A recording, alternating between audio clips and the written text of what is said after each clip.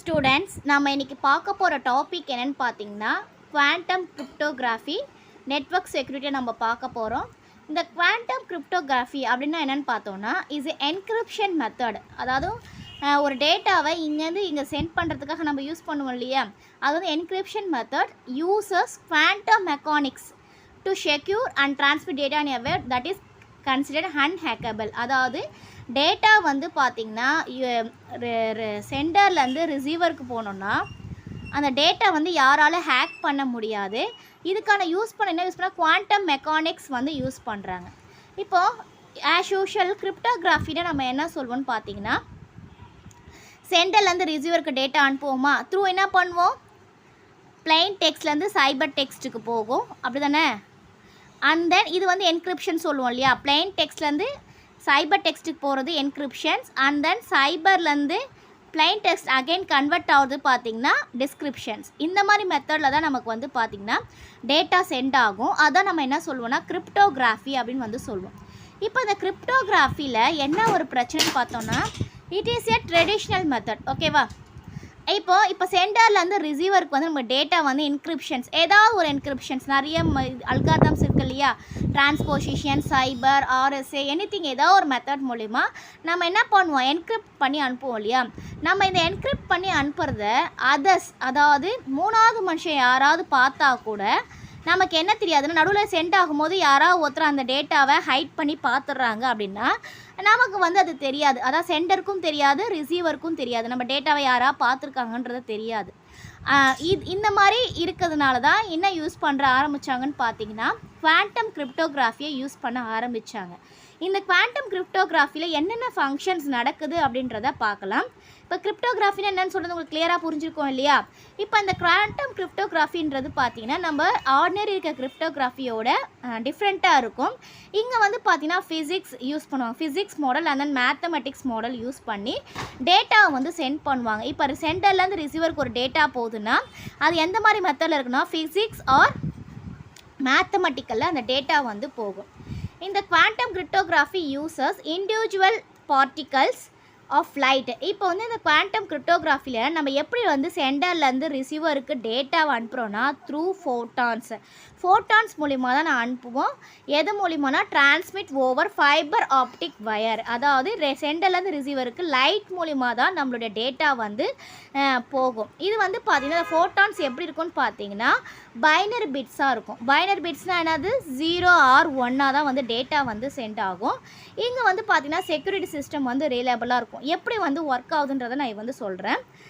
இதோட security properties என்னென்ன இருக்குது அப்படின்னு பார்த்தீங்கன்னா, particles can exist in more than one place or state at a time.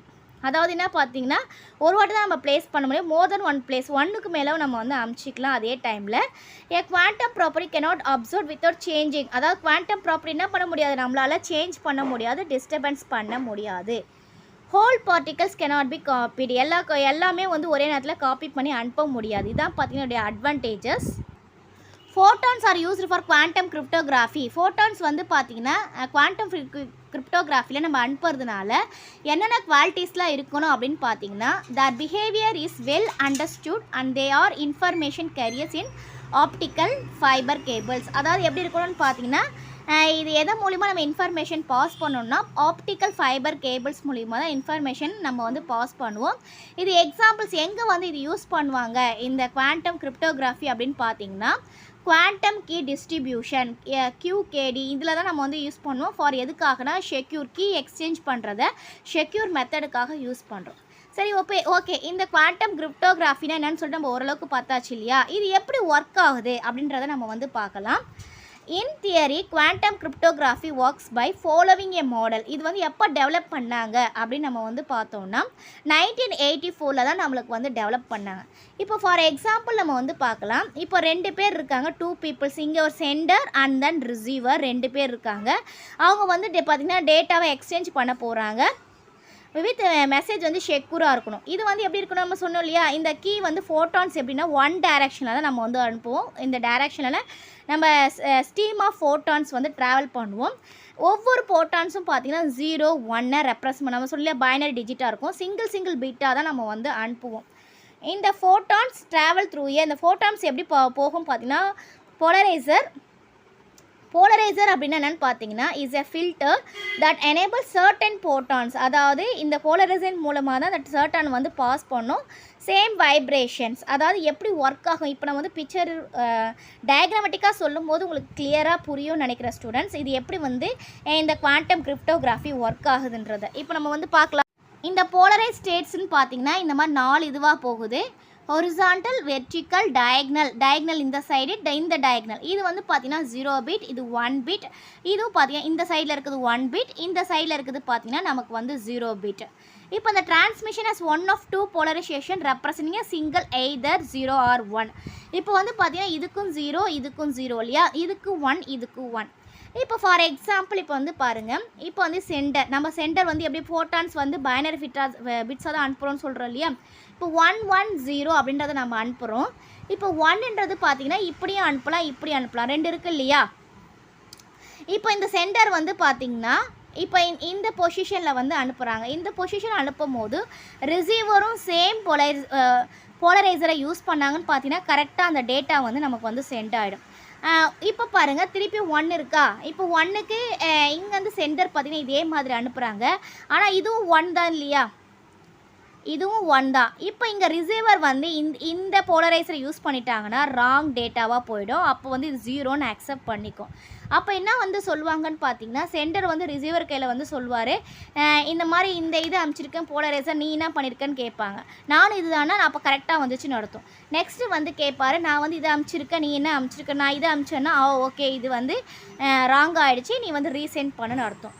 இப்போது இந்த photons read with the wrong splitter, அதாவது இப்போ வந்து இப்போ 1 அனுப்பிச்சிட்டாங்க 0 அனுப்பிச்சிருக்காங்க இல்லையா, எதெல்லாம் ராங்காக இருக்குதோ அந்த ராங்காக இருக்கிறது எல்லாத்தையுமே அவங்க என்ன பண்ணுவாங்கன்னு பார்த்தீங்கன்னா டிஸ்கார்ட் பண்ணிவிட்டு ரைட்டாக இருக்கிறத மட்டும் அவங்க வந்து கீயாக கன்சிடர் பண்ணிப்பாங்க. இப்போ இது ரைட்டாக இருக்கா, இது ராங் ஆகிடுச்சு, அதே மாதிரி டேட்டா போயிட்டே இருக்கும் போது ஃபார் எக்ஸாம்பிள் 1 1 0 0 1 இவங்க அனுப்புகிறாங்கன்னா அங்கே ரிசீவ் பண்ணும்போது 1 0 1 0 1ன்னு ரிசீவ் ஆச்சுன்னு எடுத்துக்கோங்களேன். அப்போ இது வந்து கரெக்டாக இருக்குது, இது கரெக்டாக இல்லை, இது கரெக்டாக இல்லை, இது ரெண்டும் கரெக்டாக இருக்குது. அப்போ இது என்ன எடுத்துப்பாங்களா, இதை வந்து அவங்க கீயாக கன்சிடர் பண்ணிப்பாங்க, ராங்காக இருக்கிறதுலாம் டிஸ்கார்ட் பண்ணிப்பாங்க. ஓகேவா. இப்போ இதோட பெனிஃபிட்ஸ் என்னென்ன இருக்குது அப்படின்னு சொல்லிட்டு நம்ம வந்து பார்க்க போகிறோம்.